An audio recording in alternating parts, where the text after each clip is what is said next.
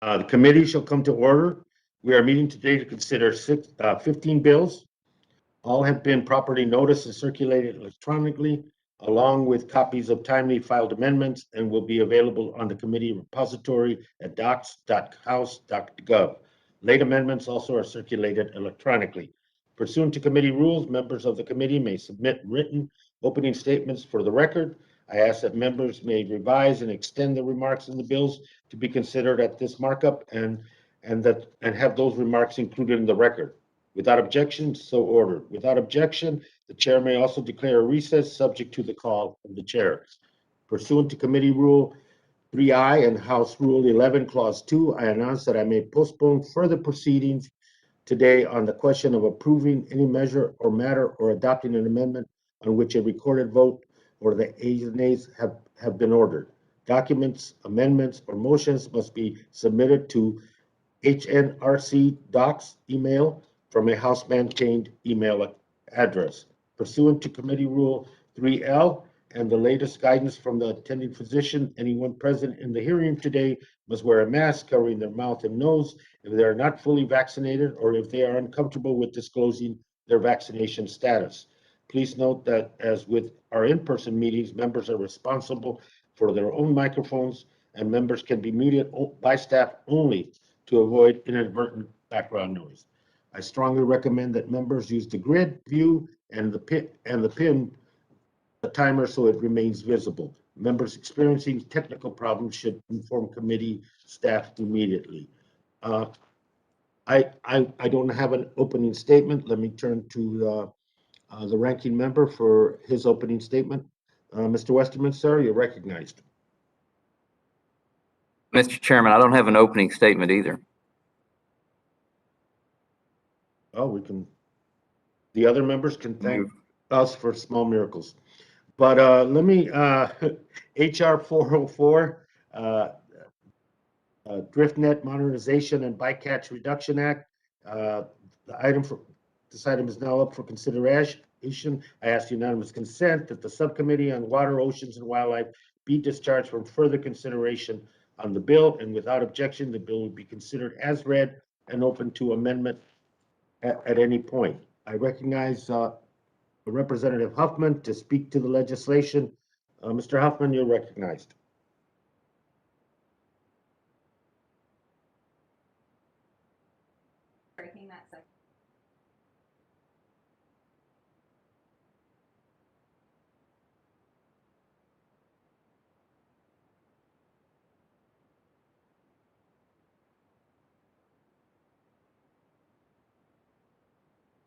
Mr. Huffman, you're recognized to speak to HR 404.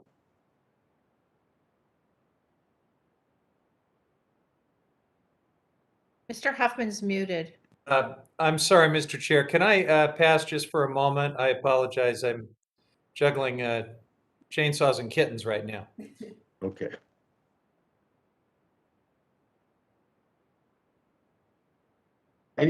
At this point, does any other member wish to be recognized on the legislation?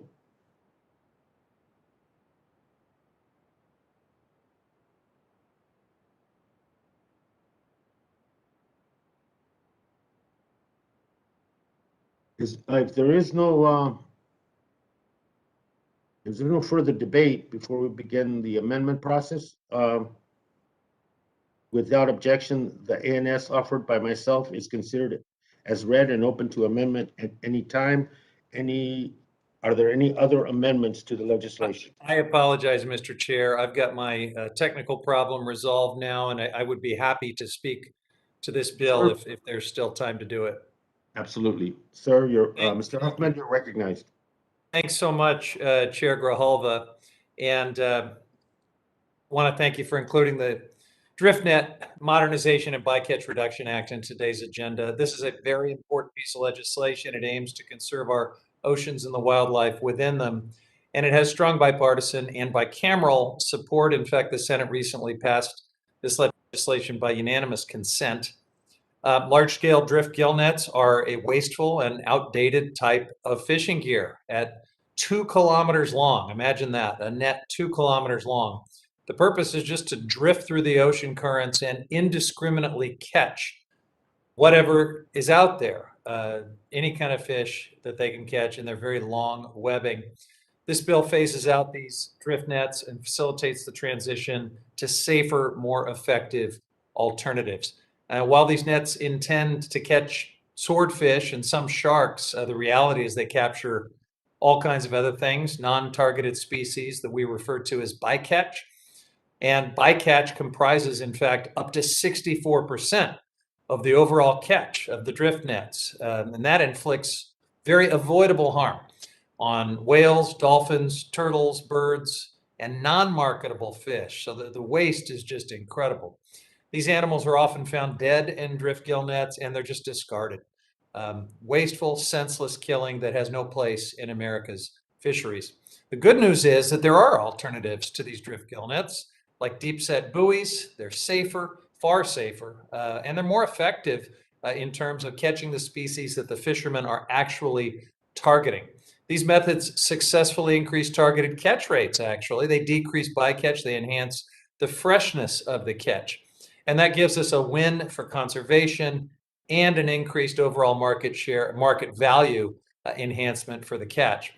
The West Coast large-scale drift net fishery is the last fishery of its type in the United States, and there are fewer than 20 permit holders remaining today that use this gear.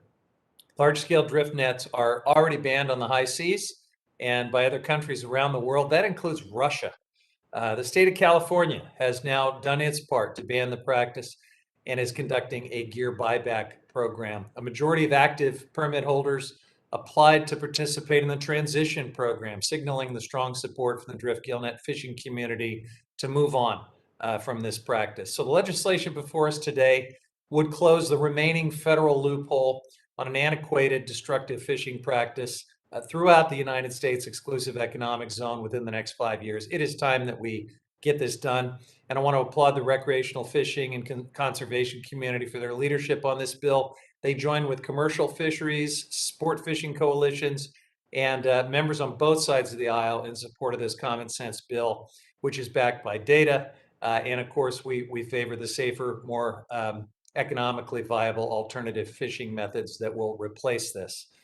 We passed this bill last year on the House floor, and I once again want to urge its adoption so that we can move forward, transition away from these destructive, outdated fishing practices and get into the 21st century. Thank you, Mr. Chairman. I yield back.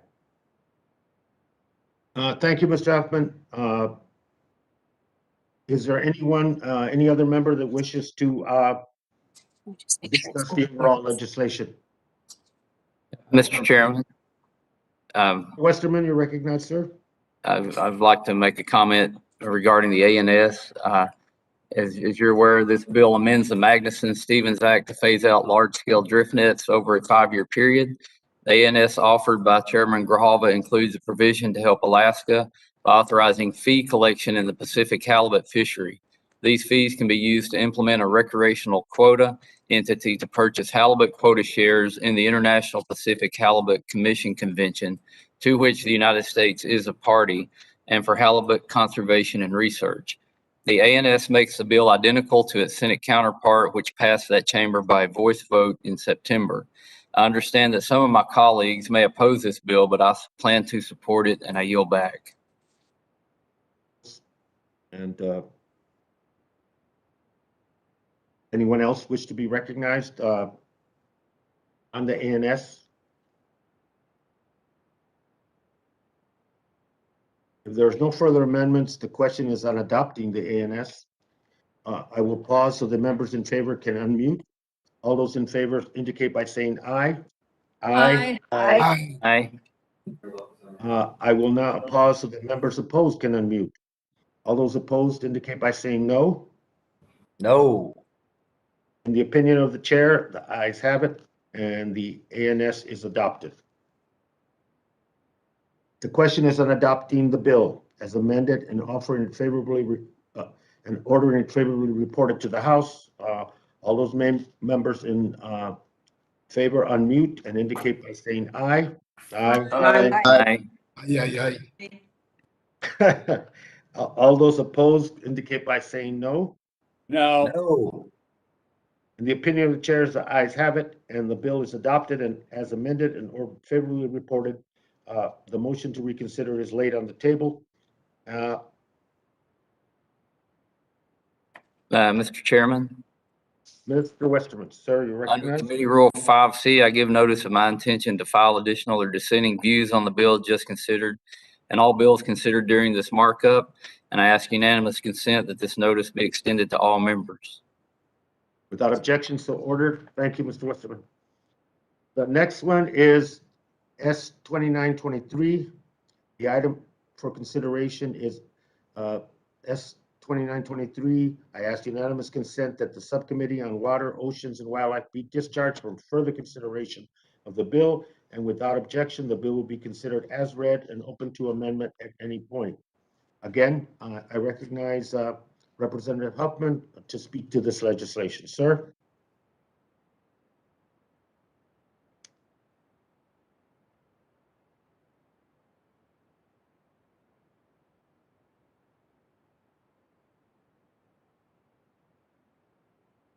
What a rookie mistake, not unmuting myself. I apologize, Mr. Chairman. Thank you for including the Bipartisan Fishery Resource Disaster Improvement Act in this hearing. It's been led by Senator Wicker and myself, and also Representative Webster in the House, passed the Senate by voice vote earlier this year. Fishery disasters are devastating for fishing communities, and whether they occur from a commercial fishery failure, a catastrophic regional fishery disaster, or any other serious disruption from natural or man-made causes, it's a big deal. Across our country, our oceans, coasts, and the economies that depend on them are vulnerable to dramatic changes in the ocean. They also face the impacts of climate change, and the fishery disaster declarations that happen that have hurt our communities are just likely to increase and become more frequent. So in the last dozen years in California, we've seen fishery disaster declarations for West Coast salmon, Pacific sardines, Dungeness crab and rock crab, Klamath River fall Chinook salmon, and red sea urchin. I am proud to have worked with Representative Jackie Spear over the years to support California fishermen impacted by these disasters. NOAA carries out the current fish disaster framework under two overlapping statutes, but there is often an unacceptable delay between issuing a disaster determination and getting the funds out.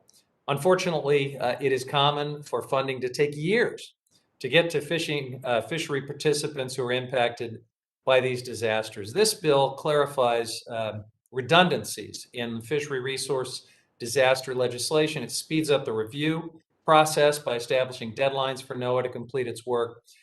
And it prioritizes hiring out-of-work fishermen and women for jobs and projects that use fishery disaster funds. This is common sense, good government stuff. This bill will improve the lives of fishermen and their families if and when disaster strikes. And I urge the adoption of this legislation and yield back the remainder of my time.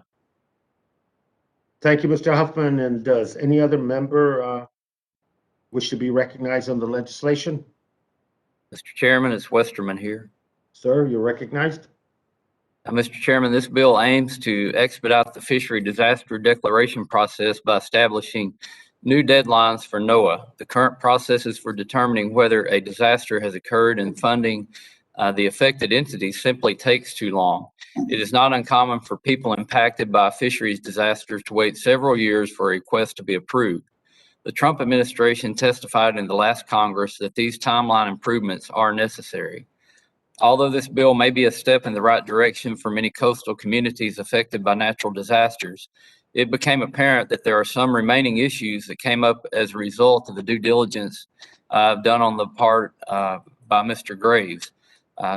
For example, he filed an amendment to strike certain provisions that are cause for concern for both sides of the committee aisle and the Senate Commerce Committee.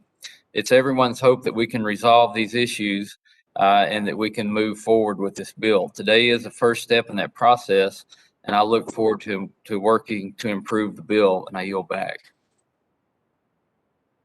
Thank you, Mr. Westerman. Let me, before we consider amendment, anyone else wish to be recognized on the bill?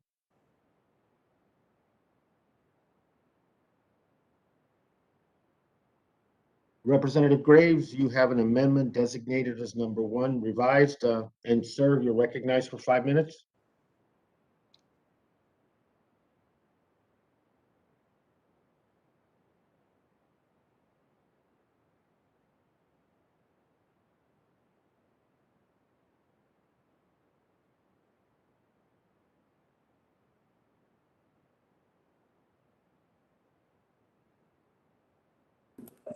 Hey, Mr. Chairman. Mr. Chairman, oh, there he is. I was going to offer the amendment on his behalf, but I see he's on.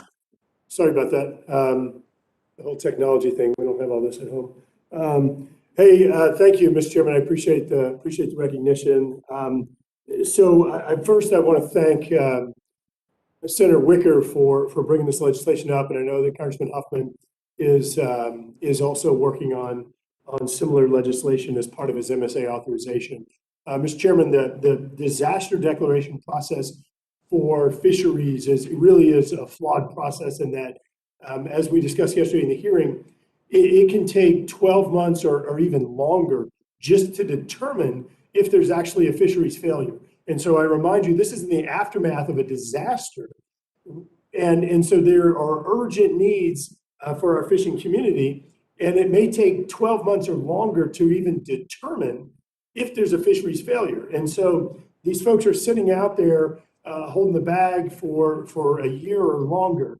And so I know that this is an issue for Chairman Huffman, for Senator Wicker. And but what this bill does, I think there are some challenges and some unique fisheries management issues where Louisiana, Florida, and a handful of other states may actually run into some problems with compatibility. And I'll give you an example. If we were to retroactively apply this legislation to Hurricane Katrina, the state of Louisiana would not have qualified for a fisheries disaster. So what our amendment does is it strikes some of the provisions that we think are a little bit too restrictive and would prevent certain states, based on how their management structure is set up, it would prevent them from being able to have fisheries disasters. I consider this to be a technical amendment. We have worked with Chairman, with your staff, as well as Mr. Westman's staff and Senator Wicker and others on this. We have the top commercial fisheries in the continental United States. This is a huge issue, and we've got to make sure that we expedite the process and that we allow for proper recognition for when there is actually a fisheries disaster. So this strikes it. We're going to come back and continue to work with all of you to make sure that we have a fair process in place. And also, I'm hopeful, Mr. Chairman, that we can work with everyone to ensure that we can expedite this process to determine if there's actually a fisheries failure or not. So with that, I urge adoption of the amendment and yield back. Gentlemen, yield. Thank you. Correct amendment. Thank you, Mr. Graves. I recognize myself. I'd like to thank the gentleman for his amendment and for working with us to ensure fishers impacted by a local disaster are not unintentionally unable to access fishery disaster resources. As our staff have discussed, we will accept this amendment and continue to work with you, Senator Weicker, and Ranking Member Westerman to better perfect this language. With that, I yield back. Any further discussion on Mr. Graves' amendment? Yeah, Mr. Chairman, Mr. Westerman. I just want to, again, thank you for your willingness to work on this. As this amendment removes language related to revenue loss thresholds until Congress works with state agencies to improve these provisions. I want to thank my colleague from Louisiana, Mr. Graves, who rightly identified an issue with the program, that disaster declarations for Louisiana have been a result of the Secretary of Commerce's discretion and not a percentage threshold as it should be. I appreciate the amendment. I look forward to working with the majority and the minority to ensure that this program best serves American fishermen. I encourage support and yield back. Thank you very much, Mr. Westerman. If there's no further discussion on the amendment and hearing no further debate, the question is on the Graves Amendment number 1 revised to the bill. Let me pause so that all members in favor can indicate by saying aye. Aye. Aye. Aye. Aye. Let me pause again so that members opposed can unmute and indicate by saying no. In the opinion of the chair, the ayes have it, and the amendment is agreed to. Mr. Graves, you have an amendment designated number 2, and you are recognized, sir, for 5 minutes. Thank you, Mr. Chairman. Mr. Chairman, I'm feeling that momentum at my back right now, the wind at my back, and we're going to get another one here. I'm confident. So, Mr. Chairman, ask you a quick question. What's your favorite seafood? I'm not going to wait for you to answer. I know it's crawfish, and so one of the challenges with the fishery disaster program is that it does not recognize crawfish as an eligible seafood. And here we have the Atchafalaya Basin, which is just this amazing national treasure. It is larger than the Florida Everglades. It is 5 times more productive in regard to ecological productivity than any other river system on the North American continent. However, there are management issues at the Old River Control Structure where the Corps of Engineers artificially manipulates the water flow 30% down the Atchafalaya, 70% down the Mississippi. And we have had years where there have been catastrophic drought issues or low water issues, other years where these things have been inundated for months and months. And I remind you, Mr. Chairman, this is all part of the system that drains everything from Montana up there where Mr. Rosendale is to New York to Canada. All of this drains down through our state. And so this is a very productive area where all of these crawfish are caught. And this is excluded from the fisheries disaster program. So this amendment would simply add wild caught crawfish as an eligible seafood to be considered whenever there is a disaster. It would be able to be considered for a fisheries disaster declaration. I think it's a good amendment. I know that all 50 states are really anxious to get crawfish programs, and so it's a benefit everybody. And I hope that you would adopt this amendment, and I'll yield back.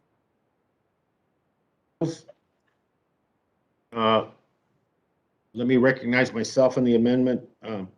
First, if I may just ask a question of Mr. Graves. How do you say that correctly? Is it crawfish? Is it crayfish? I've been corrected more than once, and I thought coming from an expert. Yeah. Well, it's a great question. For all. So, Mr. Chairman, if you want to have any credibility in Louisiana, you have to say crawfish. I've heard crawdads and crayfish and all that kind of stuff, but if anybody uses any of those other terms, people immediately know that you Gotcha. don't know what you're talking about. So it's crawfish. It's the right way. Yeah. Appreciate that. But having said that, I can't support this amendment, but I commend my colleague for raising the issue of crawfishers in his district. And since NOAA doesn't have authority over the crawfish fishery, we are unsure of the implications of this amendment. We have not had time to discuss the amendment with NOAA.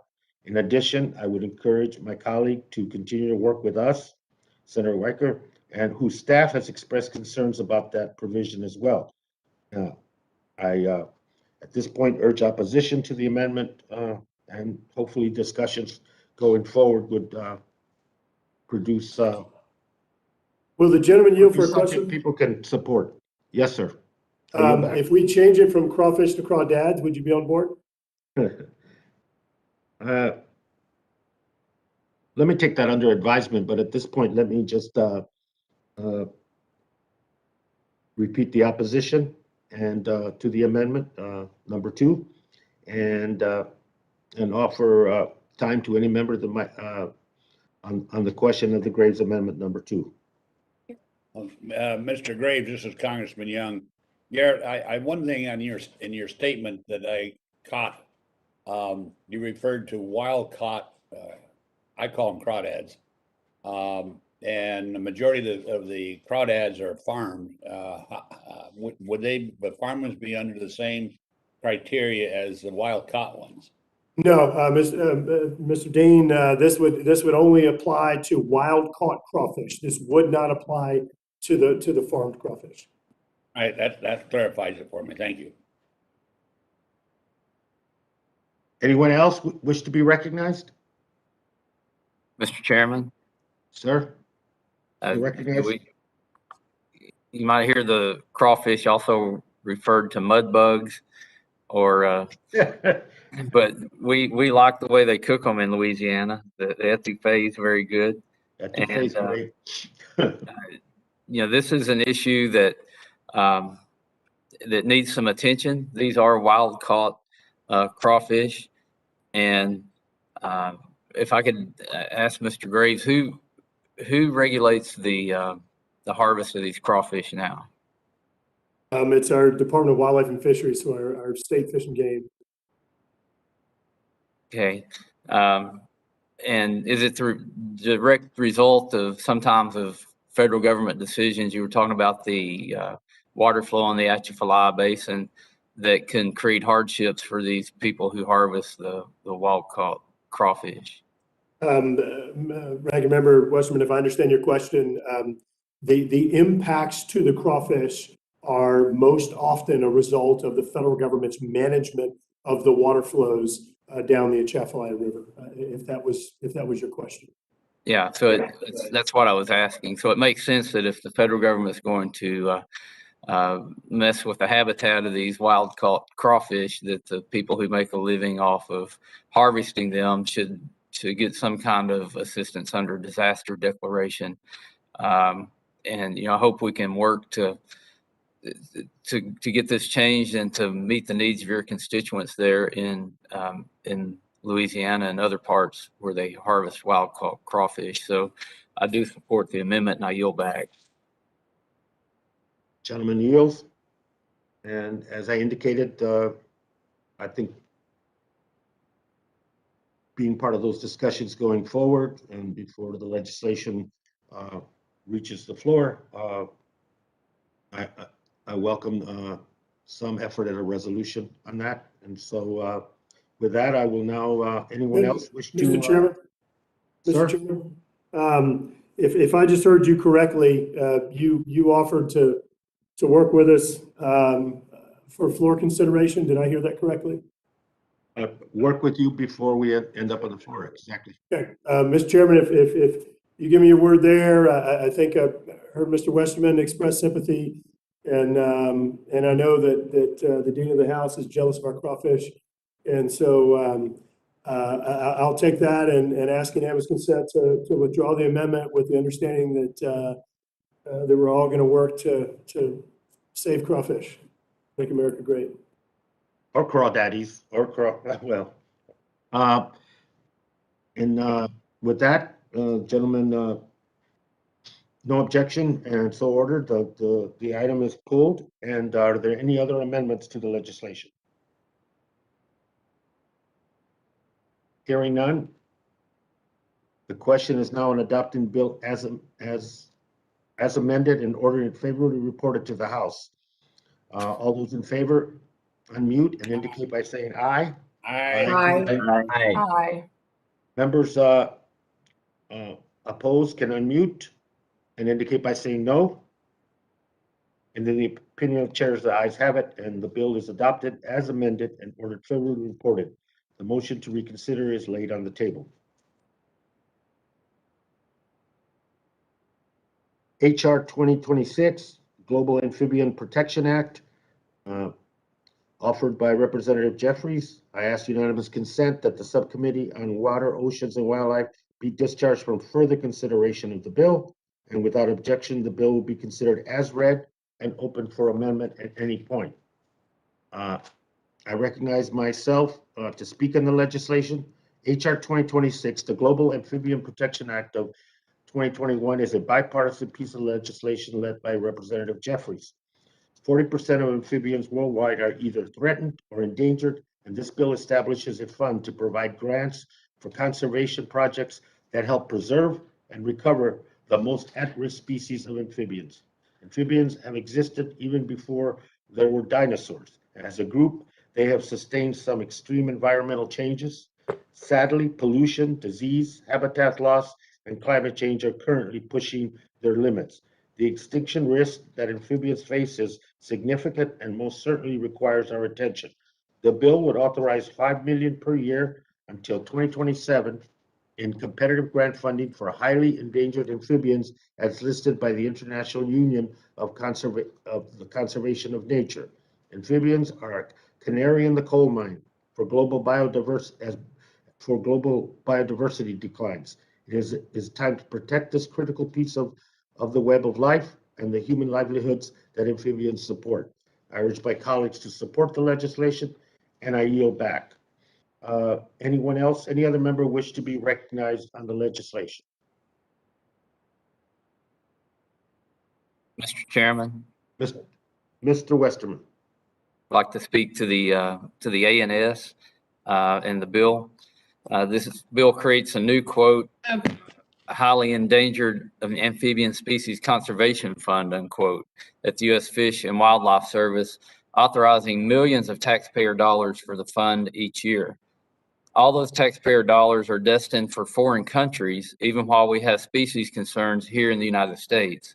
These funds will be used to conserve amphibian species in countries outside of the U.S., categorized on the International Union for Conservation of Nature's Red List or threatened species as either endangered, critically endangered, extinct in the wild, or data deficient.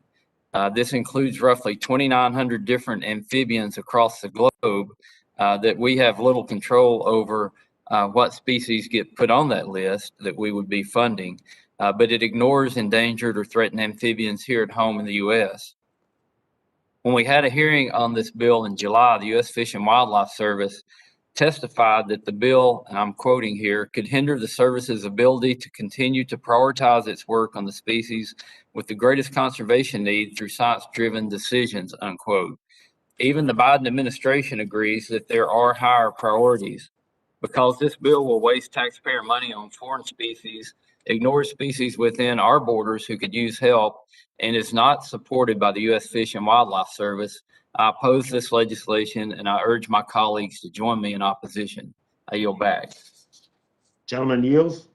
On the legislation, anyone else wish to be recognized? And Mr. Chairman. the ANS offered by myself is considered read and open, and also open for discussion to amendment at any point. Chairman.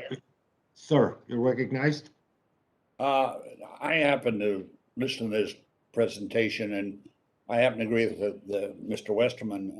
I've been to Africa numerous times, and for a long time we were sending money over there for conservation in some of the African countries, primarily Namibia, that wasn't spent on what we sent the money for.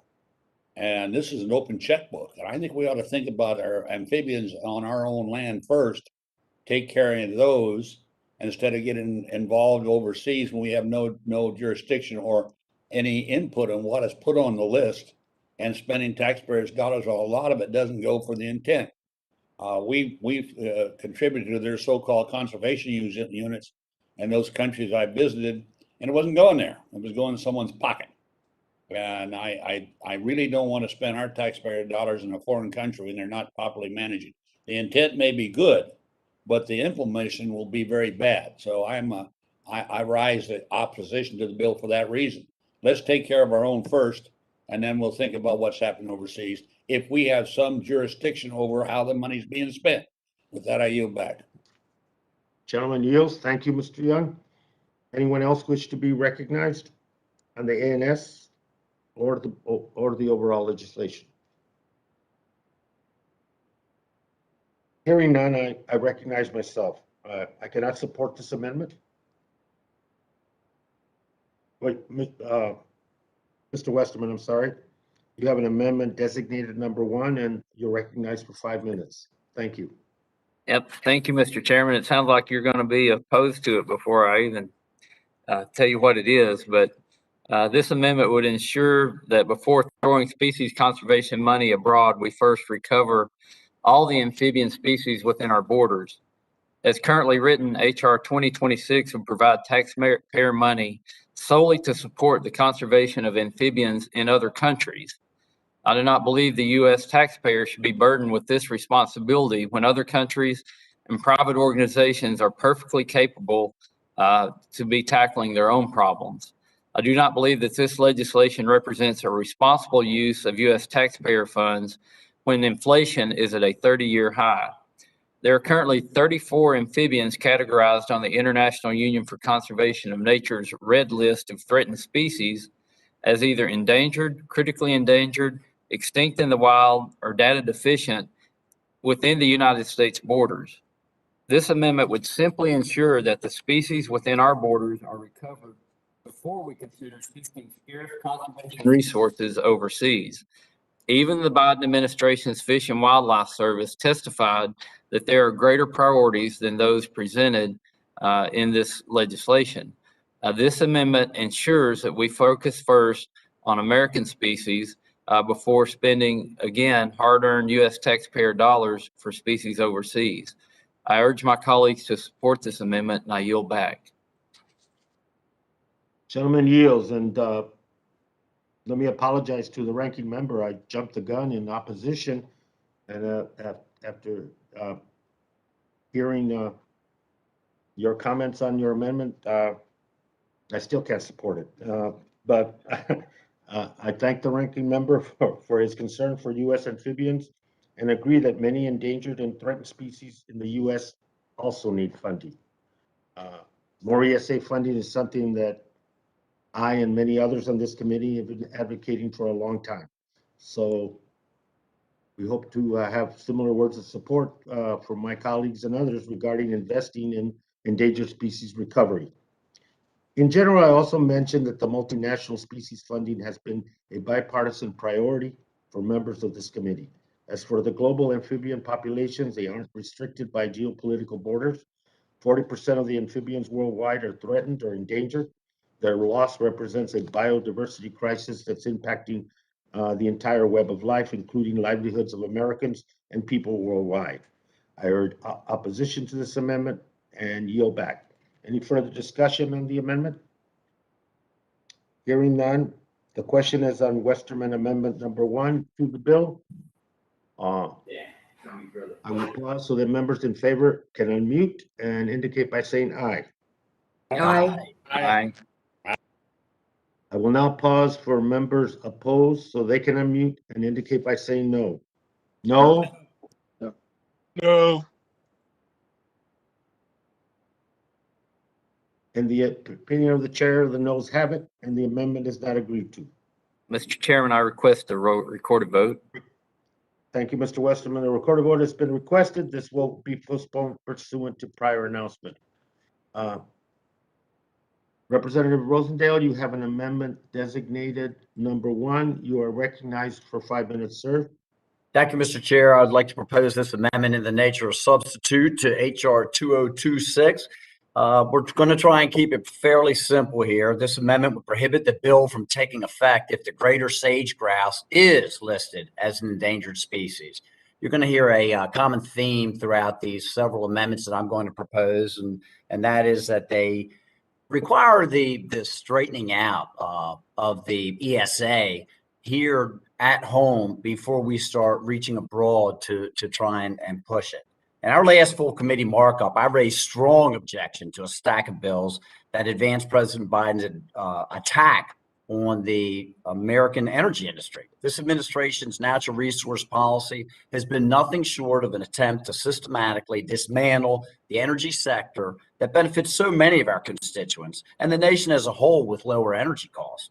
One of the most effective weapons in the left's tool belt is to hinder energy production, farming, ranching, and resource extraction is the Endangered Species Act.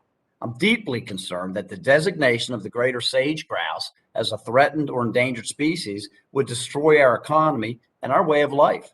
Montana is home to nearly 20% of the total greater sage grouse population. But unlike many other states, sage grouse habitat is across a patchwork of private, state, and federal land, with most of that habitat located on non-federal land. In fact, out of the 33 million acres of occupied range, 64% is privately owned. Only 22% is owned by the federal government. Montana is also unique in that it recognized the decline in the greater sage grouse population early. The state proactively established the Montana Sage Grouse Habitat Conservation Program and Montana Sage Grouse Oversight Team in 2015, which I served on as a representative from the Montana Senate. And through these early conservation efforts, sage grouse populations have increased from an estimated 34,000 in 2014 to over 70,000 in 2021, more than a 100% increase. But despite this progress, Joe Biden and the progressives in Congress removed the long-standing, nonpartisan sage grouse rider from the Department of Interior Appropriations bill. This administration also announced its intent to review sage grouse conservation plans. I've seen this far too many times over the past several decades to not know what that means. This is the beginning of another attempt to list the greater sage grouse as a threatened or endangered species. This decision would fly in the face of progress made by the state of Montana to recover greater sage grouse populations and habitat. Montana's success in restoring sage grouse populations is a prime example of how state-led conservation efforts are thorough and effective. And better yet, the program demonstrates that energy production, resource extraction, and agriculture go hand in hand with species conservation. Montana State program didn't shut down agriculture or energy production or mineral extraction. In fact, these activities helped fund the restoration of the species across Montana's eastern plains. Instead of recognizing the successes of state-led conservation efforts and empowering states to advance them, Democrats on this committee want to expand the reach of federal government. This bill would send funding to resources to international organizations to support globally endangered species, expanding regulations and adding another layer of red tape to our everyday lives. I urge my colleagues on this committee to follow the lead of states like Montana that would have implemented highly effective conservation programs without decimating industry, driving jobs overseas, and empowering our adversaries. Thank you so much, Mr. Chair, and I yield back. Gentleman yields back. Thank you. Anyone wish to be recognized on Rosendale Amendment number 1? Not, I recognize Mr. myself. Chairman? Sir? Who Oh, seeks to be? Mr. Yeah, West? I yield to you. I didn't know if you were going to make a remark. I recognize myself. I do not support this amendment. Individual listing and delisting decisions should be based on the best available science about each population status and include a robust listing or delisting process. This legislation has nothing to do with that. In this bill, we are authorizing a program to conserve and recover threatened and endangered amphibians, which the best available science shows has declined 40% of their global population. I urge opposition to the amendment and yield back and recognize Mr. Westerman for his comments. Thank you, Mr. Chairman. I'm in support of Mr. Rosendale's amendment because I believe it is relevant, and it simply says if we're not taking care of business here at home, then we shouldn't be spending hard-earned U.S. taxpayer dollars abroad. We know that to help these endangered species, we have to work on habitat. You know, maybe if we were spending this money on habitat and doing the right work on habitat on the front end, then these species wouldn't be listed in the first place. So I think Mr. Rosendale makes a great argument that we shouldn't be dedicating U.S. taxpayer dollars abroad on a narrow focus on, one of the 7 classes of animals, just on amphibians, which I haven't understood why we don't talk about reptiles and mammals and other classes, why we're just focused in on spending U.S. taxpayer money abroad on amphibians. But I think we should support this amendment. I urge my colleagues to support it because, again, we shouldn't be spending hard-earned U.S. taxpayer dollars on foreign species conservation until we fix problems at home, such as the greater sage grouse. I yield back. Gentleman yields. Anyone else wish to be recognized on Mr. Rosendale's amendment designated number 1? Mr. Chair, I'd like to do a follow-up if you would yield. Somebody needs to yield to you, Mr. Rosendale. Mr. Chair, I will. Sir, you're recognized. Thank you so much. I would just like to say that I agree with your comments. I think that we do need to look at the science and consider the science and not have any of these votes taken emotionally. And that is exactly what I'm asking. We have had such tremendous successes with our program in Montana than to reward the people that have done this good work, to recognize that the greater sage grouse is in better shape than it was 5-10 years ago, and utilize this legislation to make sure that the ESA is being utilized and implemented in a fashion that it was intended to when it was created back in 1973. That's all, Mr. Chair. Let's use the science. Thank you. The gentlelady yields back. And anyone else wish to be recognized? If not, if there's no further discussion on the amendment, I will pause so that members in favor. Is there any, hearing no further debate, the question is on Rosendale amendment number 1. I will pause so the members in favor can unmute. All those in favor indicate by saying aye. Yeah. Members opposed will unmute, and indicate. Those opposed will indicate by saying no. No. No. In the opinion of the chairs, the noes have it. And the Chair. amendment is. Sir, I'd like to request a recorded vote, please. gentleman has requested a recorded vote, and this vote will be postponed pursuant to prior announcement. Representative Rosendale, you have an amendment designated number 2, and you're recognized, sir, for 5 minutes. Thank you, Mr. Chair.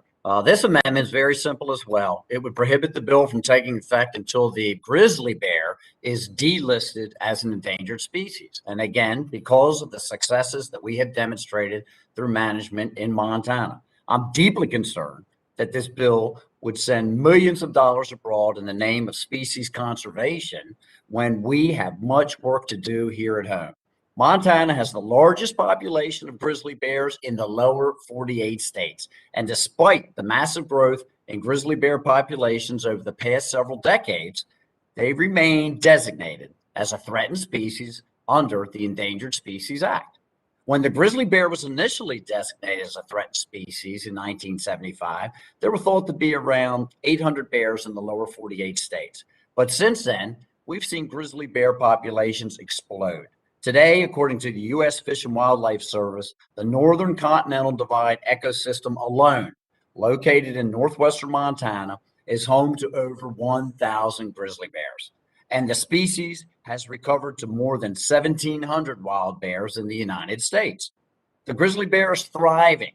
They're growing around 3% each year in northwestern Montana, and they have even begun to move outside of their designated recovery zones.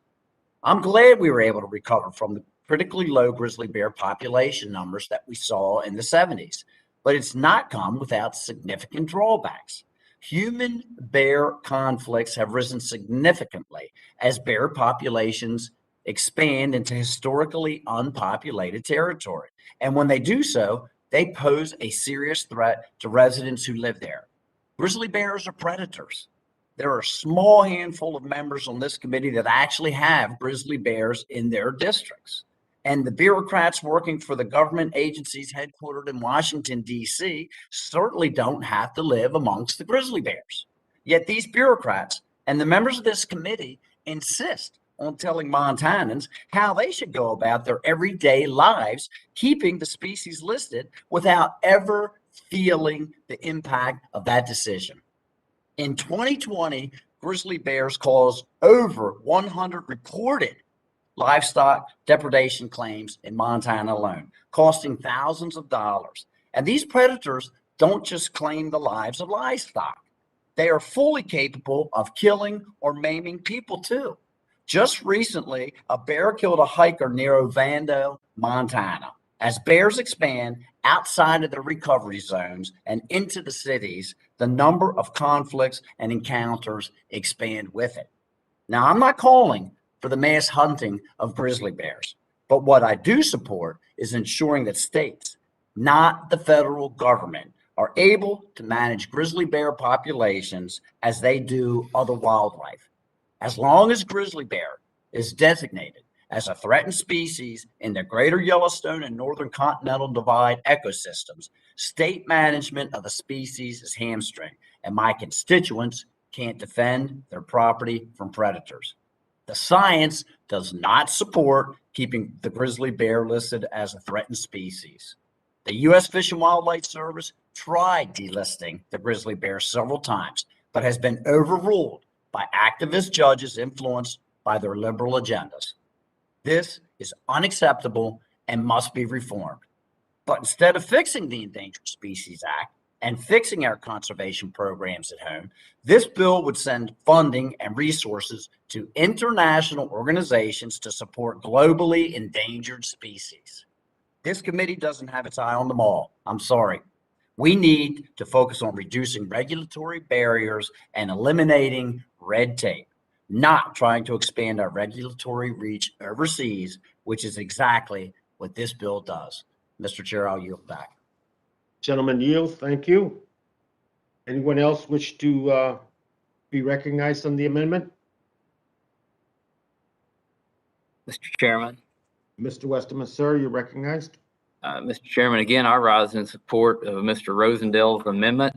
And I think, as representatives of the people, we have to ask questions that the people would ask. And Mr. Rosendale's amendment promotes that we take care of the magnificent grizzly bear. So, we're making a decision here on U.S. taxpayer dollars. Would we want these taxpayer dollars going to the Veragua stubfoot toad in Venezuela or going to the grizzly bear in Montana? And this bill, the way it's written, is prioritizing the stubfoot toad in Venezuela, prioritizing American taxpayer dollars for the stubfoot toad in Venezuela versus the grizzly bear in Montana. So again, I hope we would use some discernment and common sense here and support the gentleman's amendment, and I yield back. Gentleman yields, thank you. I do not, I recognize myself. I do not support the amendment, and for the exact same reasons for opposition in the previous amendment, which was designated Rosendale number 1. And I yield back. Any further discussion on the amendment? Here, no further debate. The question is on Rosendale Amendment number 2 to the legislation. Those members in favor indicate by saying aye. Aye. Aye. Aye. Aye. Those members opposed indicate by saying no. No. No. In the opinion of the chairs, the noes have it, and the amendment is not agreed to. No. Mr. Chair, could I get a recorded vote, please? Mr. Rosendale's requested a recorded vote, and it'll be postponed pursuant to prior announcement. Representative Rosendale, you have amendment designated number 3, and you are recognized, sir. Thank you so much, Mr. Chair. And again, this is a pretty simple amendment. This would prohibit the bill from taking effect if the gray wolf is actually listed as an endangered species. As I've mentioned several times, I'm deeply concerned that this bill will further expand the role of the federal government in conservation, sending funding and resources to international organizations to support globally endangered species. This bill very well could expand regulations and add another level of red tape to our everyday lives. Unfortunately, once a species is designated under the Endangered Species Act, there is no return to normal. Lawsuits and activist judges use the Endangered Species Act as a politicized weapon to lock up so-called critical habitat, impede the harvesting of natural resources, violate private property rights without compensation, and destroy the Western way of life. Nothing is made more apparent than the status of the gray wolf under the Endangered Species Act. The gray wolf was initially listed as an endangered species in 1974 in the lower 48 states. In nearly 50 years, they have passed since then. The U.S. Fish and Wildlife Service, guided by the best scientific data, attempted to delist certain populations of the gray wolf. But every step along the way, they were met with fierce opposition from environmentalist groups and activist judges. In 2004, the service sought to delist the Eastern District population segment. In 2005, that decision was overturned by the Oregon court. In 2007, the service finalized a rule to delist the gray wolf in Western District population segment. In 2008, a D.C. district court overturned that decision. In 2011, the Fish and Wildlife Service delisted the Western Great Lakes distinct population segment. In 2013, that decision was challenged in court. In 2020, the gray wolf was rightly delisted in the lower 48 states, except for the Mexican wolf subspecies. Now, that decision is under question, and a status review is currently underway at the behest of the radical environmentalist groups. This is not how a conservation program should be run. Decades of lawsuits, petitions, and contradictory opinions was not the intent of Congress when it created the Endangered Species Act. And Congress never intended for activist judges to decide which species are endangered and which ones are not. I support common sense conservation, but that is simply not what this is. And if anyone who thinks that this is conservation, I challenge you to explain how a district court in Washington, D.C. is qualified to decide whether the gray wolf is endangered. The state of Montana, on the other hand, has an extensive conservation and management plan for the gray wolf. In consultation with the U.S. Fish and Wildlife Service, Montana implemented an adaptive and comprehensive strategy that effectively increased the gray wolf population. Montana's wolf population in the late 1990s was under 100. Under the Endangered Species Act, a minimum federal management objective of 150 wolves was created for the state. Montana shattered the federal management objective, and today is home to over 1,200 wolves.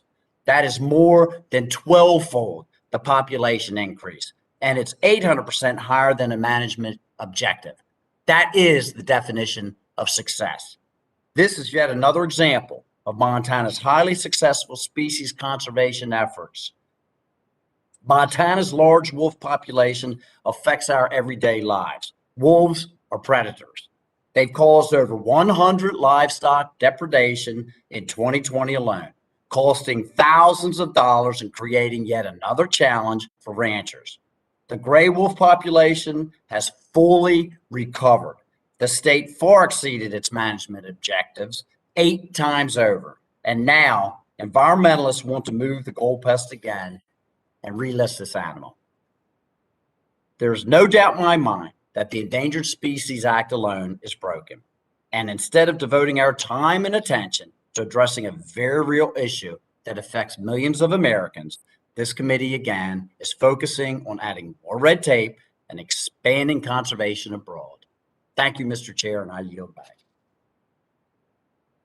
Gentleman yields. Thank you. Anyone else wish to be recognized on Mr. Rosendale's amendment number 3? Mr. Chairman, this is a Sir, you're recognized.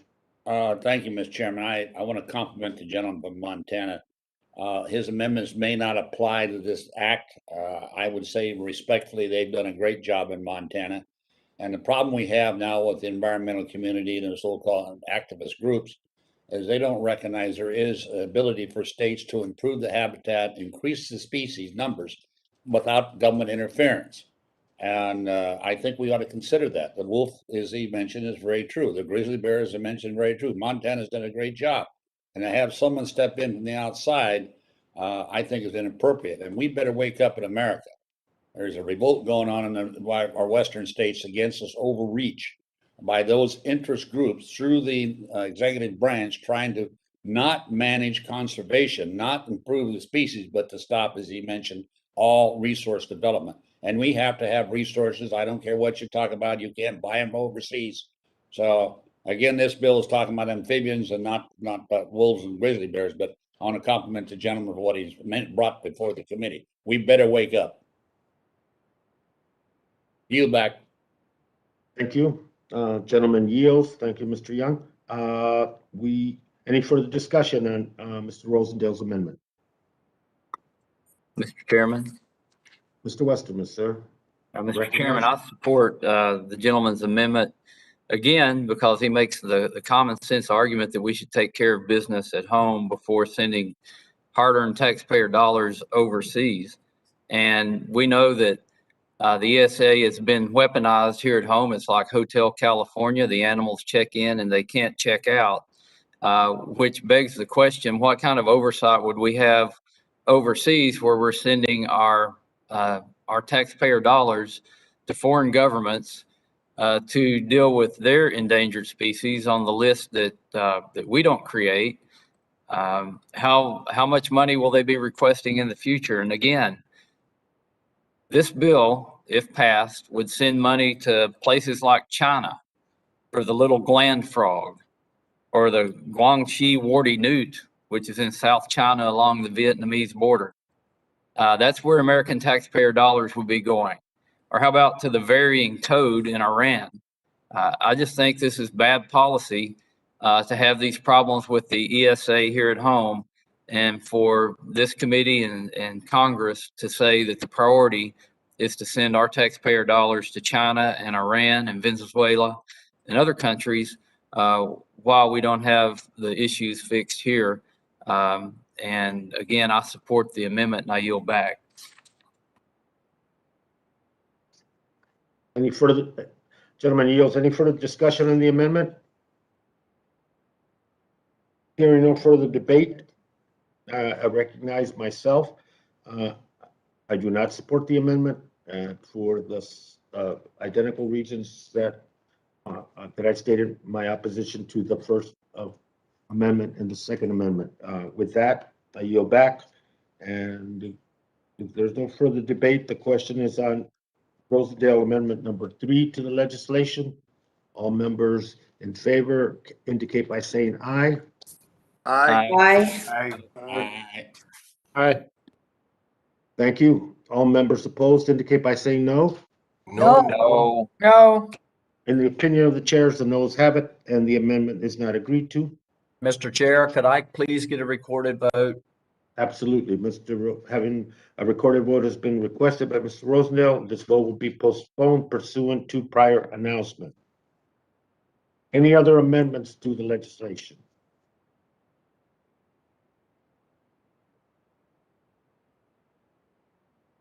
Hearing none.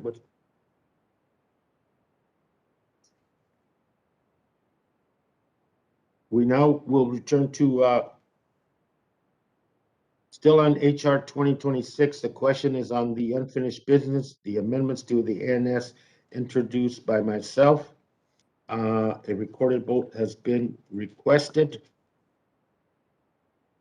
The question is on the ANS to HR. The first one is the first vote will be the amendment designated Westerman number 1. And the clerk shall please call the roll.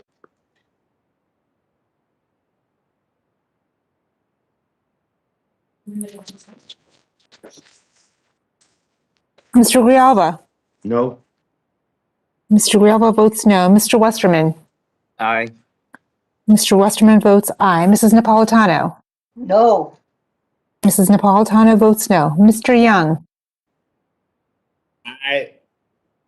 Mr. Young votes aye. Mr. Costa? Mr. Gomert? Aye. Mr. Gomert votes aye. Mr. Sablan? Mr. Lamborn? Mr. Huffman? No. Mr. Huffman votes no. Mr. Whitman? Mr. Lowenthal, Mr. McClintock, Mr. Gallego, Aye. Mr. Gallego votes aye. Mr. Gosar, Mr. Neguse, No.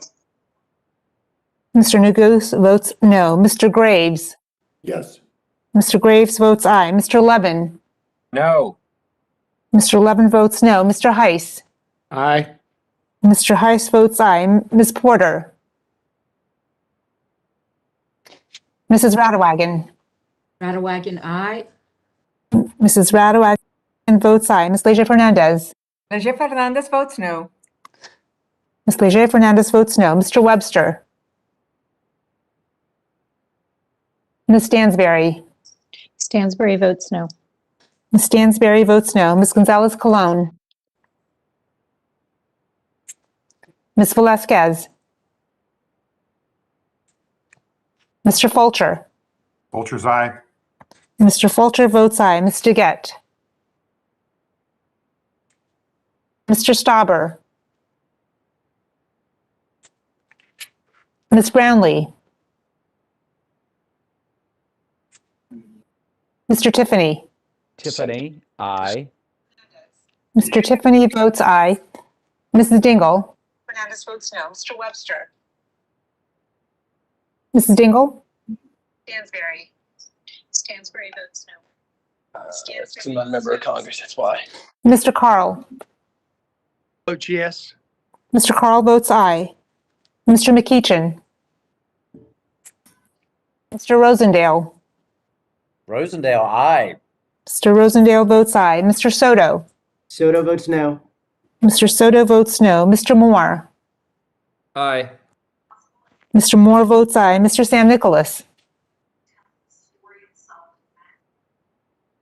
Ms. Harrell, Ms. Harrell votes yes. Ms. Harrell votes aye. Mr. Garcia, Garcia votes no. Mr. Garcia votes no. Mrs. Boebert, Votes aye. My video is turning on. Mrs. Boebert votes aye. Mr. Case, No. Mr. Case votes no. Mr. Obernolte, Obernolte, aye. Mr. Obernolte votes aye. Ms. McCollum, McCollum votes no. Ms. McCollum votes no. Mr. Bentz, Mr. Benz votes aye.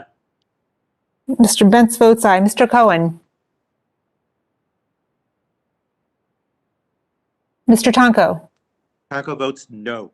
Mr. Tonko votes no. Ms. Tlaib, Talib votes no. Ms. Tlaib votes no. Ms. Trahan,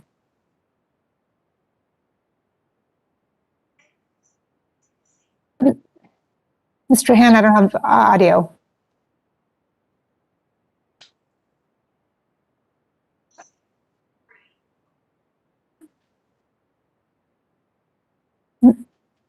Well, if the Mr. clerk, no, How was Stauber recorded? Mr. Chair, can we do a second round, please? yeah, if the clerk How would was read the Stauber names of recorded? those that have not voted and You just give a thumbs up. have not been recorded. Okay. Mr. Costa, Mr. Sablan, Thursdays of every week, Mr. Costa votes 2 hours on weekends. no. Mr. Costa votes no. Mr. Sablan, Aye. Mr. Lamborn, Mr. Whitman, Whitman votes aye. Mr. Whitman votes aye. Mr. Lowenthal, Lowenthal votes no. Mr. Lowenthal votes no. Mr. McClintock, Mr. Gosar, Ms. Porter, Mr. Webster, Ms. Gonzalez Colon, Ms. Velazquez, Am I recorded? Ms. DeGette, Mr. Stauber, Stauber votes aye. Mr. Stauber votes aye. Ms. Brownlee? Mrs. Dingle? Mr. McEachin? Mr. Sam Gallego Nicholas? recorded. Mr. Sam Nicholas? Mr. Cohen? Mr. Han? No. Mr. Han votes no. How's Congressman Gallego recorded? Mr. Gallego, you're not is recorded as an aye. Gallego's a no. Mr. Gallego votes no. How is McEachin recorded? Mr. McEachin, you're not recorded. McEachin votes no. Mr. McEachin votes no. How's Mr. recorded? Ms. Gonzalez Colon, you are not recorded. My board says it's an aye. Ms. Gonzalez Colon votes aye. To be recorded or change their vote?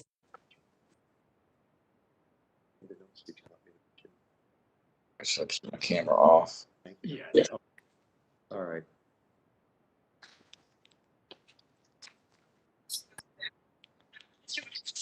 How is Bobert recorded? And I'll let you. Okay. Ms. I told them I'll have to interrupt you.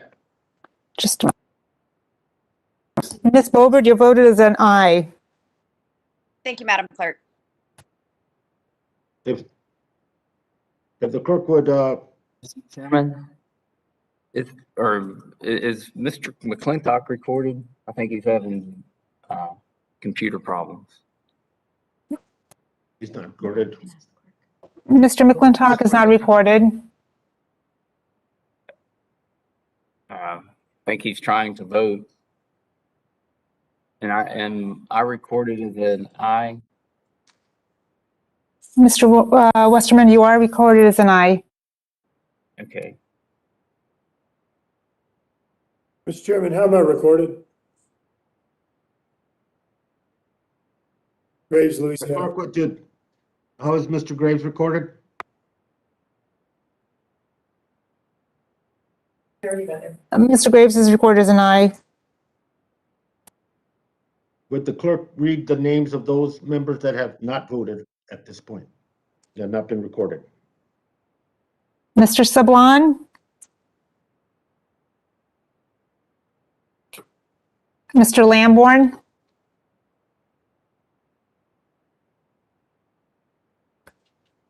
Mr. McClintock?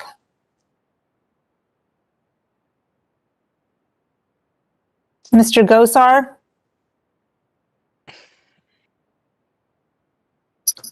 Ms. Porter?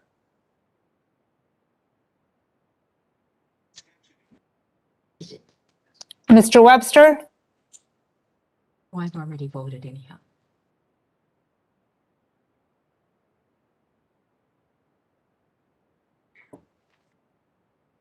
Ms. Velasquez?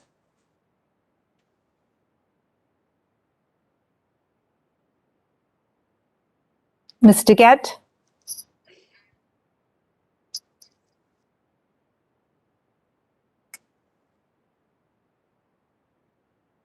Ms. Brownlee?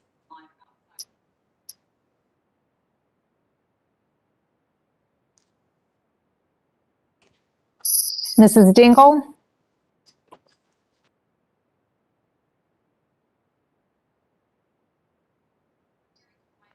McClintock, aye. Mr. McClintock votes aye. Mr. Sam Nicholas? I'm supposed to come out to Dangle. They must have took that vote over again.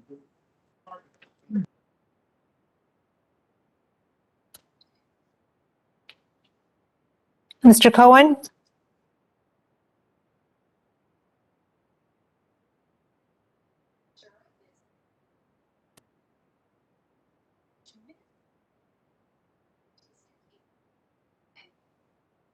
But that's not recorded. Have they started yet? Does any member wish to be recorded that has not been recorded or change their vote? How is Stauber recorded? It's no, right? Retired. Mr. Stauber is recorded as an aye. Thank you. Mr. Chairman, Ms. Brownlee wants to vote no. Ms. Brownlee votes no. How is Gomer reported? Mr. Gomer is recorded as an aye. Okay, thank you. And how's Garcia recorded? Mr. Garcia, you are recorded as a no. Thank you. How am I recorded? How am I recorded?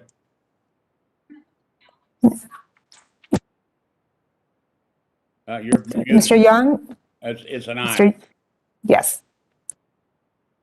Madam Clerk, how am I recorded? Ms. Velasquez, you're not recorded. Is a no. Ms. Velasquez votes no. We'll close the vote.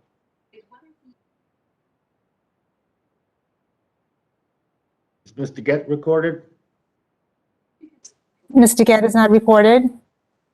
DeGette votes no. Ms. DeGette votes no. No other vote? No other one wish to be recorded? Hearing none, the vote is closed and the clerk will report. Mr. Chair, on this vote, the yeas are 19 and Excuse me, how am I recorded? This is Mr. Cohen. I'm not recorded because I hadn't been on the meeting, but I want to vote with Ms. McCollum. Betty, how do you vote? Mr. Cohen, how do you vote, sir? The vote is closed at this point. Okay. Mr. Chair, on this vote, the yeas are 19 and the nays are 21. The nays have it. Yes, we were nay. Amendment is not, the amendment fails. Moving on to amendment They designated took Betty Roseville off. number 2, and the clerk will, number 1, excuse me, and the clerk will, This one? and the clerk will, It's just to see another will one. read the roll, please. Stop it. Mr. Grijalva? No? Mr. Grijalva votes no. Mr. Westerman? Aye. Mr. Westerman votes aye. Mrs. Napolitano? No. Mrs. Napolitano votes no. Mr. Young? Yes. Yes. Mr. Young? Yes. Oh, Mr. Young votes aye. Mr. Costa?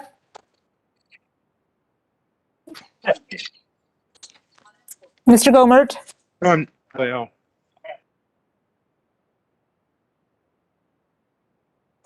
Mr. Sablon? Mr. Lamborn? Mr. Huffman? No.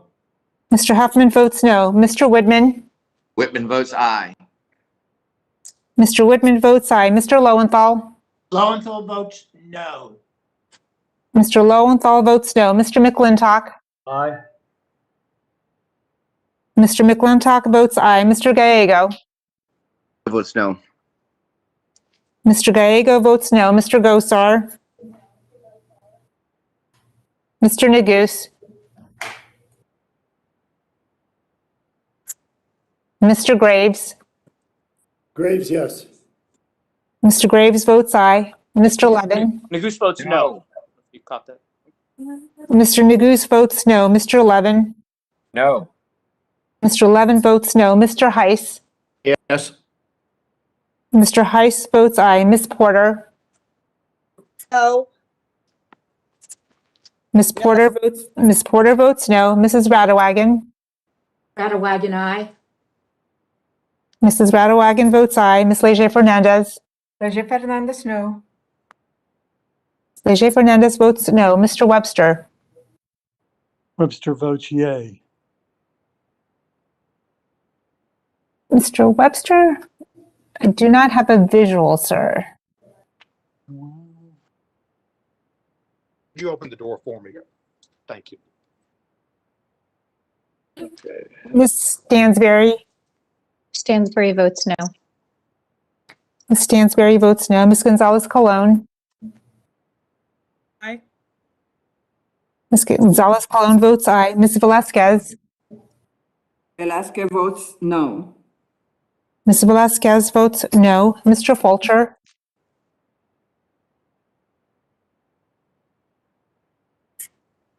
Ms. DeGette?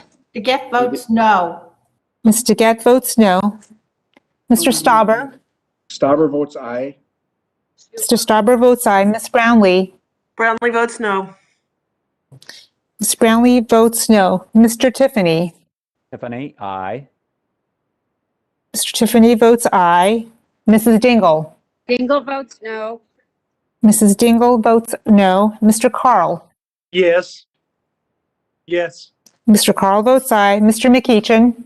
Keachin votes no. Mr. McEachin votes no. Mr. Rosendale? Rosendale, aye. Mr. Rosendale votes aye. Mr. Soto? Mr. Moore? Aye. Mr. Moore votes aye. Mr. Sam Nicholas? Ms. Harrell? Ms. Harrell votes yes. Ms. Harrell votes aye. Mr. Garcia? Garcia votes no. Mr. Garcia votes no. Mrs. Boebert? Boebert, aye. Mrs. Boebert votes aye. Mr. Case? No. Mr. Case votes no. Mr. Obernolte? Obernolte, aye. Mr. Obernolte votes aye. Ms. McCullum? McCullum votes no. Ms. McCullum votes no. Mr. Benz? Mr. Benz votes yes. Mr. Benz votes yes. Mr. Benz votes aye. Mr. Cohen? Mr. Tonko? Tonko votes no. Mr. Cohen, did you get my no? I did not, sir. Mr. Cohen votes no. Mr. Tonko? Tonko votes no. Mr. Tonko votes no. Ms. Talib? Talib votes no. Ms. Talib votes no. Mr. Han? No. Ann votes no. Mr. Han votes no.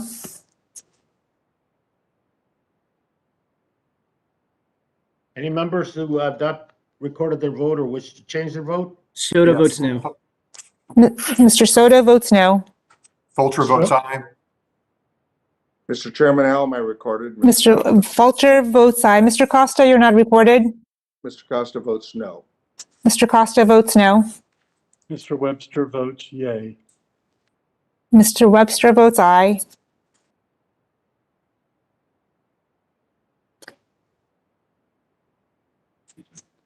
If not, and if there's no other members wish to be recognized in this vote, the vote is closed and the clerk shall report. Mr. Chair, on this vote, the yeas are 19 and the nays are 24. And the amendment fails. And now the clerk would call the roll on Rosendale number 2. Mr. Grijalva? No. Mr. Grijalva votes no. Mr. Westerman? Aye. Mr. Westerman votes aye. Mrs. Napolitano? No. Mrs. Napolitano votes no. Mr. Young? Mr. Costa? Muted. It's I vote. Mr. Gomert? Mr. Sablan? Mr. Costa votes no. Mr. Costa votes no. Mr. Lamborn?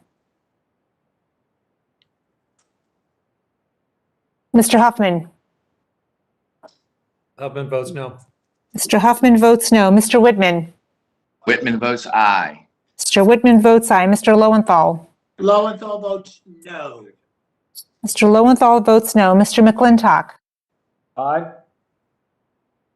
Mr. McClintock votes aye. Mr. Gallego? Gallego votes no. Mr. Gallego votes no. Mr. Gosar? Mr. Neguse? No. Mr. Neguse votes no. Mr. Graves? Yes. Mr. Graves votes aye. Mr. Levin? No. Mr. Levin votes no. Mr. Heiss? Yes. Mr. Heiss votes aye. Ms. Porter? No. No. I see you. Ms. Porter votes no. Mrs. Radewagen? Radewagen, aye. Mrs. Radewagen votes aye. Ms. Leger Fernandez? Mr. Webster? Mr. Webster votes yay. Mr. Webster votes aye. Ms. Stansberry? Ms. Gonzalez Colon? Gonzalez Colon, aye. Ms. Gonzalez Colon votes aye. Ms. Velazquez? Velazquez, no. Ms. Velazquez votes no. Mr. Fulcher? Fulcher's aye. Mr. Fulcher votes aye. Ms. DeGette? DeGette votes no. Ms. DeGette votes no. Mr. Stauber? Stauber votes aye. Mr. Stauber votes aye. Ms. Brownlee? Brownlee votes no. Ms. Brownlee votes no. Mr. Tiffany? Tiffany, aye. Mr. Tiffany votes aye. Mrs. Dingle? Votes no. Mrs. Dingle votes no. Mr. Carl?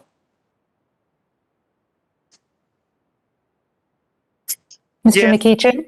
Yeah, Carl, Mr. yeah. Mr. Carl votes aye. Mr. McEachin? McEachin votes no. Mr. McEachin votes no. Mr. Rosendale? Rosendale, aye. Mr. Rosendale votes aye. Mr. Soto?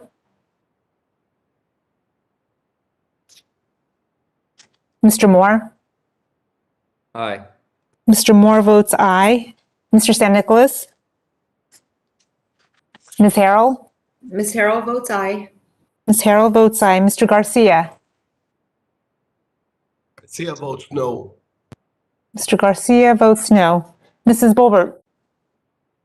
Boebert votes aye. Mrs. Boebert votes aye. Mr. Case? No. Mr. Case votes no. Mr. Obernolte? Obernolte, aye. Mr. Obernolte votes aye. Ms. McCollum?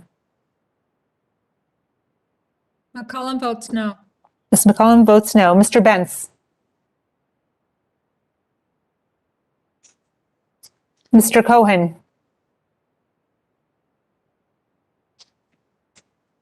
Mr. Tonko? Tonko votes no. Mr. Tonko votes no. Ms. Talib? Talib votes no. Ms. Talib votes no. Ms. Trahan? Trahan votes no. Ms. Trahan votes no.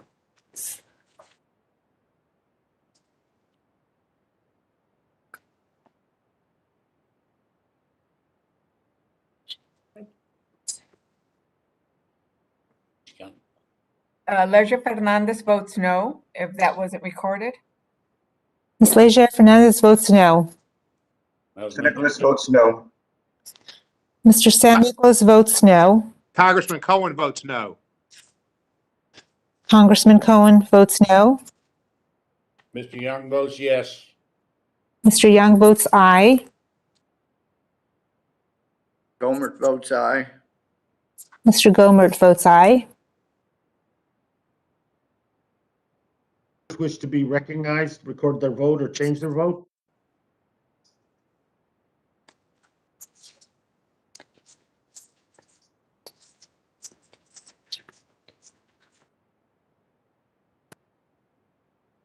The vote is closed and the clerk shall report.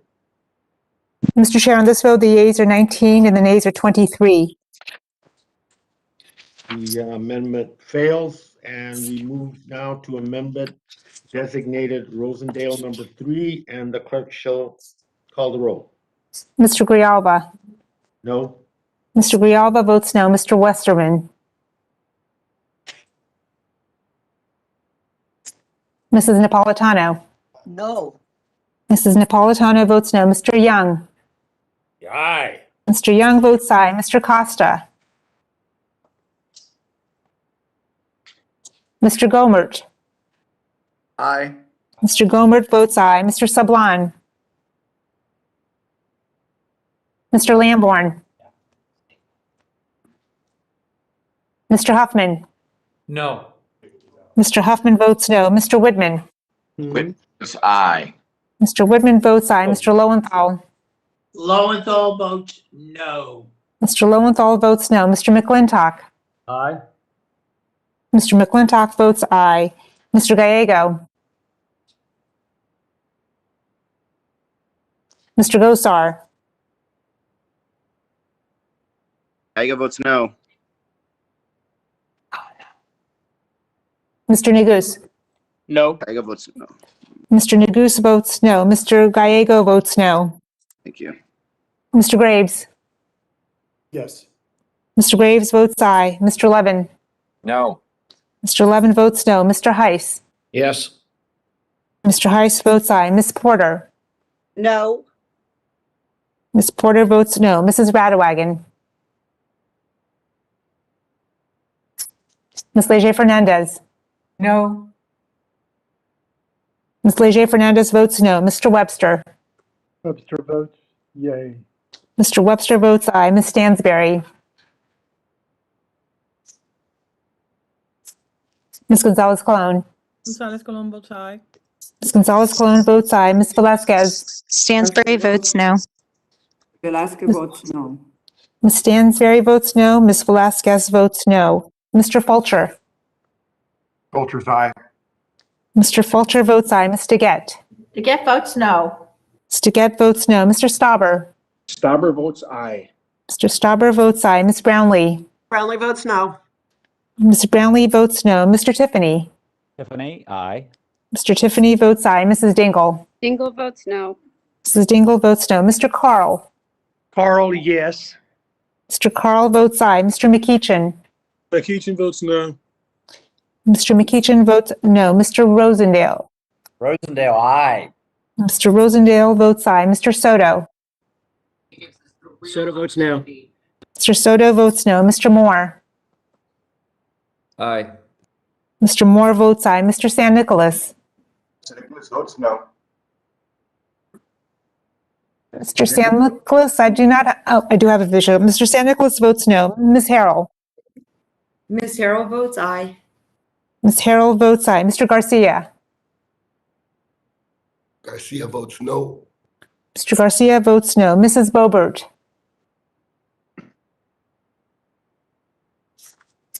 Mr. Case? No. Mr. Case votes no. Mr. Obernolte? Obernolte, aye. Mr. Obernolte votes aye. Ms. McCullum? Boebert votes aye. Ms. Boebert, I don't have a visual. Ms. McCullum, Ms. Boebert votes aye. Ms. McCullum? McCollum votes no. Ms. McCullum votes no. Mr. Bentz? Mr. Benz votes yes. Mr. Bentz votes aye. Mr. Cohen? Mr. Tonko? Cohen votes no. Mr. Cohen votes no. Mr. Tonko? Tonko votes no. Mr. Tonko votes no. Ms. Talib? Talib votes no. Ms. Talib votes no. Ms. Trahan? Trahan votes no. Ms. Trahan votes no. I vote aye. Mr. Westerman, you're not recorded. Aye. Mr. Westerman votes aye. Wish to record their vote or change their vote? If not, the vote is closed and the clerk shall report. Mr. Chair, on this vote, the yeas are 19 and the nays are 24. The amendment fails, and the question is now on the ANS to HR 2026. Members in favor will unmute and indicate by saying aye. Aye. Aye. Members opposed will unmute and indicate by saying no. No. No. Oh, In No. the opinion of the chair, the ayes have it, and the ANS is agreed to. Mr. Chair, I request a recorded vote. Recorded vote has been requested, and the clerk shall call the roll.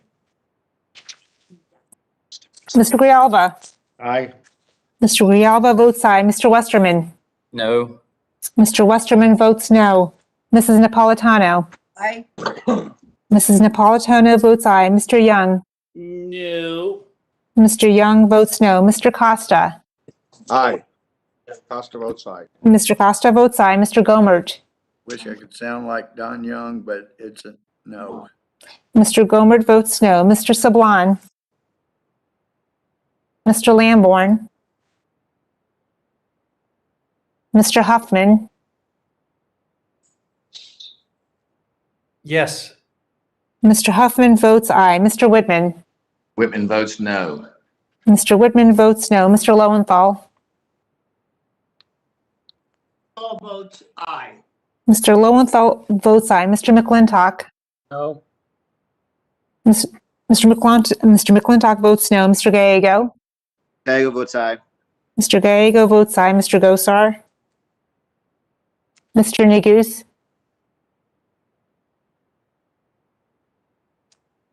Mr. Neguse, I do not have an audio.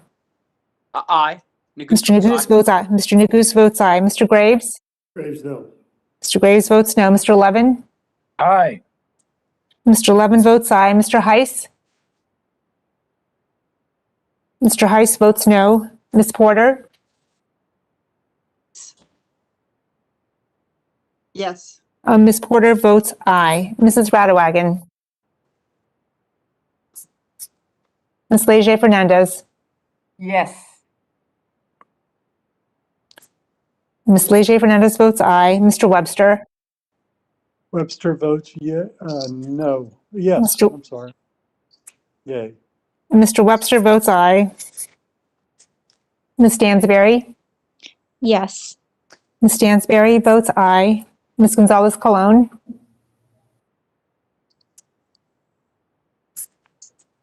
Ms. Velasquez? Velasquez votes aye. Ms. Velasquez votes aye. Mr. Fulcher's no. Mr. Fulcher votes no. Gonzalez Colon, no. Ms. Gonzalez Colon votes no. Ms. DeGette? DeGette votes aye. Ms. DeGette votes aye. Mr. Stauber? Stauber votes no. Mr. Stauber votes no. Ms. Brownlee? Brownlee votes aye. Ms. Brownlee votes aye. Mr. Tiffany? Tiffany, no. Shuko. Mr. Tiffany votes no. Mrs. Dingle? Engel votes aye. Mrs. Dingle votes aye. Mr. Carl? No. Mr. Carl votes no. Mr. McEachin?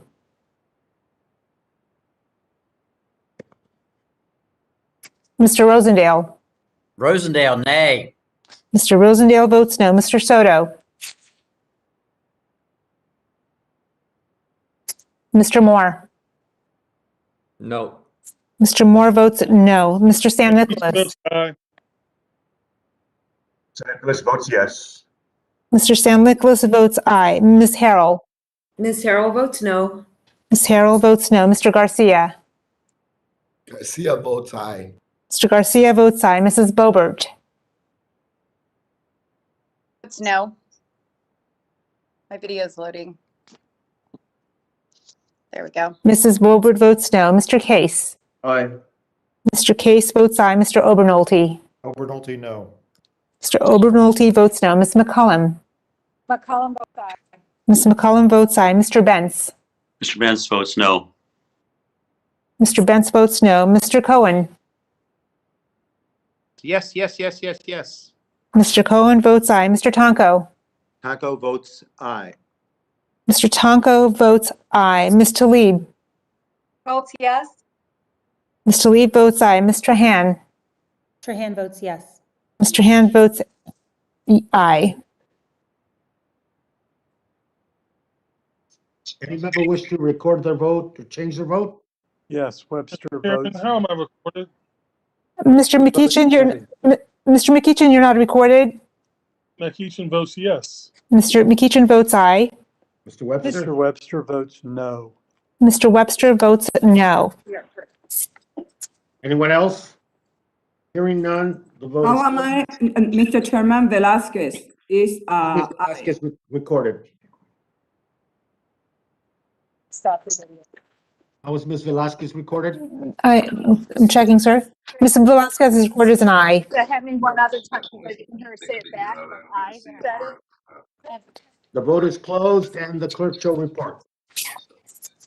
Mr. Chair, on this vote, the yeas are 24 and the nays are 19. Should be it, then we should be The done. ANS is adopted and the question is on adopting HR 2026 as amended and ordering it favorably reported to the House. The clerk will call the roll. Oh, they did do the two. Mr. Grijalva? Someone voted for it Aye. and amended them. Why did we go? Mr. Grijalva votes aye. Mr. Westerman? No. Mr. Westerman votes no. Mrs. Napolitano? Aye. Mrs. Napolitano votes aye. Mr. Young? No. Mr. Young votes no. Mr. Costa? Mr. Costa votes aye. Mr. Costa votes aye. Mr. Gomert? No. Mr. Gomert votes no. Mr. Sablan? Mr. Lamborn, Mr. Huffman. Yes. Mr. Huffman votes aye. Mr. Whitman. Whitman votes no. Mr. Whitman votes no. Mr. Lowenthal. Lowenthal votes aye. Mr. Lowenthal votes aye. Mr. McClintock. No. Mr. McClintock votes no. Mr. Gallego. Gallego votes aye. Mr. Gallego votes aye. Mr. Gosar. Mr. Neguse. Aye. Mr. Neguse votes aye. Mr. Graves. No. Mr. Graves votes no. Mr. Levin. Aye. Mr. Levin votes aye. Mr. Heiss. Ms. Porter. Yes. Ms. Porter votes aye. Mrs. Radewagen. Ms. Leger Fernandez.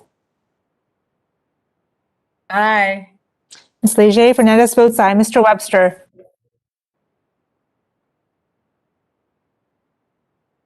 Ms. Stansberry.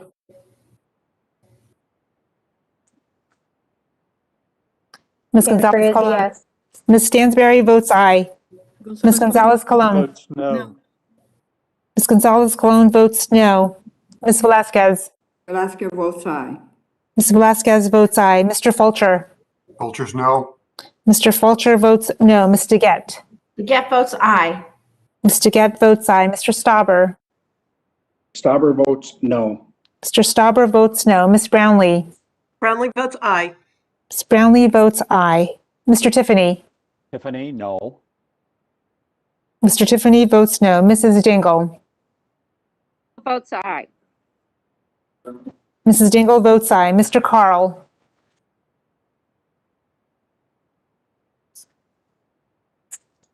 Mr. McEachin.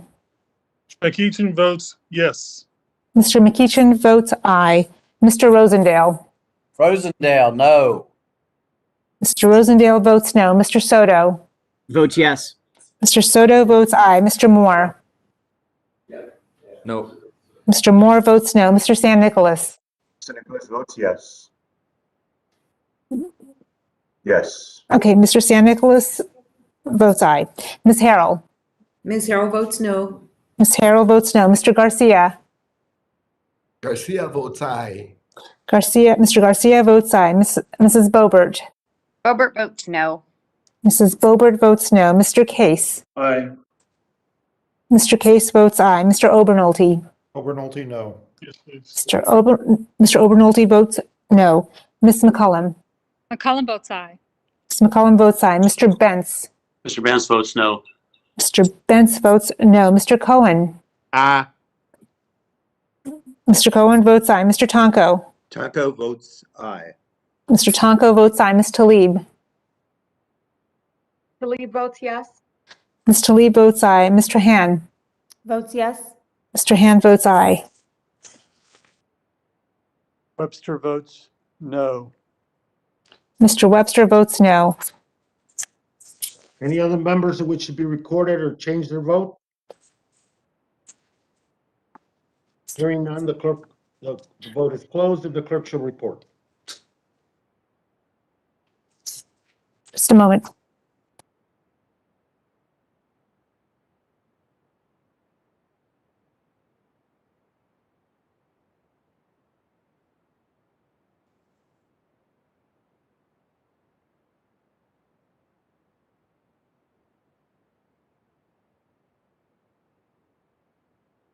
Okay, Mr. Chair, on this vote, the yeas are 25 and the nays are 17. The ayes have it, and the bill is adopted as amended and ordered favorably reported, and the motion to reconsider is laid on the table. Thank you. With the cooperation of the ranking member, Mr. Westerman, and other members of the committee, it appears that we have worked out an agreement on 12 bills scheduled for markup today. Before we begin, does any member seek time to speak on any of the bills in the unanimous consent package? Mr. Chair, on the 3600.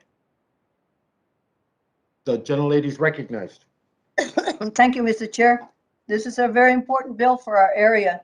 As you can see, the Route 66, get your rig kicks on Route 66 from Chicago to California.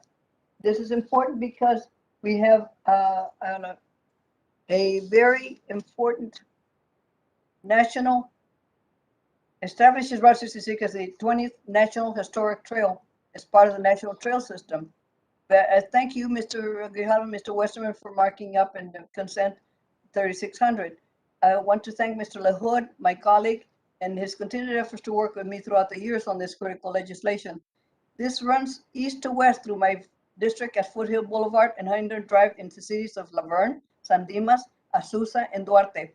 Our local restaurants, shops, and other businesses, like so many others dotting the interstate from the heartland to the west coast, provide rest break for travelers, allowing them to sample the flavors of our communities, and are proud to be connected to the iconic road. By designating Route 66 as a federal trail, it would expand economic and historic development opportunities across all communities and states the mother road, Route 66, runs through, which includes Illinois, Missouri, Kansas, Oklahoma, Texas, New Mexico, Arizona, and California. The federal government already recognizes the importance of Route 66, and the highway currently benefits from the National Park Service Route 66 Corridor Preservation Program, but this program expired in 2019. It's operating with very limited resources and would build off these efforts and ensure the program's goal of preserving Route 66 can continue. I urge my colleagues to support the designated Route 66 as a National Historic Trail, ensuring that states and local communities have support in preserving and promoting, capitalizing, and economic development from Route 66 for generations to come. I'd like unanimous consent to enter the record 8 letters of support from each state the Route 66 run through, supporting its federal trail designation, along with a letter from my city of Glendora and the National Trust Historic Preservation. I ask my colleague to support the bill, and I yield back. Without objection in the record, and any other member wish to be recognized on the package of unanimous consent legislations? Chairman, Rep. Moore on 5345. Recognized. Thank you, Mr. Chairman. Very grateful to have the opportunity to pass the Saline Lakes Ecosystem in the Great Basin States Program Act. We're working on shortening that name, the Saline Lakes Bill. Through the House Natural Resources Committee, I'm very grateful to my friend and fellow Westerner Ranking Member Huffman for his leadership on this bill, and for Representatives Lee, Thompson, Obernolte, and Costa for their support. I don't want to overemphasize that point. When I go back, my state legislature is very, very excited about this. We have a whole group of people that are focused on this. They convened a working group on this to show that, you know, we can come together back in Congress is a really important point for many of my constituents. And so I don't want to just, you know, say that because it's printed on this sheet. Like, I really do appreciate the collaboration that I get from my Democrat colleagues on this. And particularly to the committee staff whose work goes unnoticed, as we all know. Thank you so much for your involvement in the process.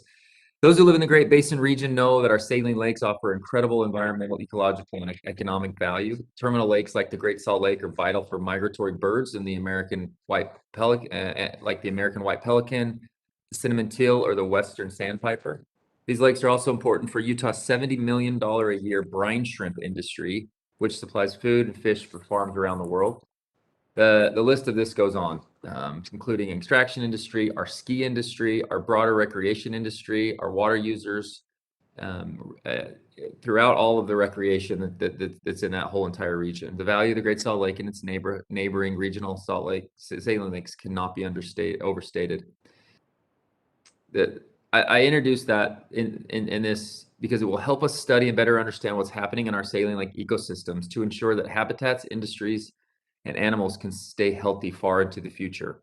It's no secret that environmental issues can often divide industries, community members, and us elected officials. Fortunately, this bill enjoys significant local support, including from Utah's Governor Cox to National Audubon Society, to Rio Tinto's Kennecott, to Nature Conservancy of Utah, to the Weber Basin Water Conservancy District, and on and on. The bill's efforts are also supported by the state legislature, like I mentioned. Mr. Chairman, I have letters of support from these stakeholders and more, and request unanimous consent to enter them into the record. Without objection, thank you. Okay, and thank you very much. Again, grateful for this opportunity and to work with you on this stuff that's so important to my district and others around the Western region. And I yield back. Gentleman yields, thank you. Anyone else wish to be recognized? Mr. Chairman, Huffman here. Mr. Huffman, sir. Thank you. I just want to say it has been a pleasure working with Mr. Moore on this important legislation. I associate myself with everything he said, with the exception of him inadvertently referring to me as Ranking Member Huffman. Those are three words that I hope never go together. But if they ever do, we'll continue to work on good legislation together, I'm sure. Yield back. Classic Freudian, classic Freudian. That slip notwithstanding, that it's a good piece of legislation, and thank both gentlemen for their comments. Anyone else wish to be recognized? If not, I ask you unanimous consent the Subcommittee on Energy and Mineral Resources be discharged from further consideration of HR 3326 and HR 3600. I also ask unanimous consent that the Subcommittee on National Parks, Forests, and Public Lands be discharged from further consideration of HR 66-7, HR 1931, HR 3197, HR 3531, HR 3600, HR 4494, HR 4648, and HR 4706. I also ask unanimous consent the Subcommittee on Indigenous Peoples of the United States be discharged from further consideration of HR 66-7. And I also ask unanimous consent the Subcommittee on Water, Oceans, and Wildlife be discharged from further consideration of HR 3128, HR 5001, and HR 5345. Without objection, so ordered.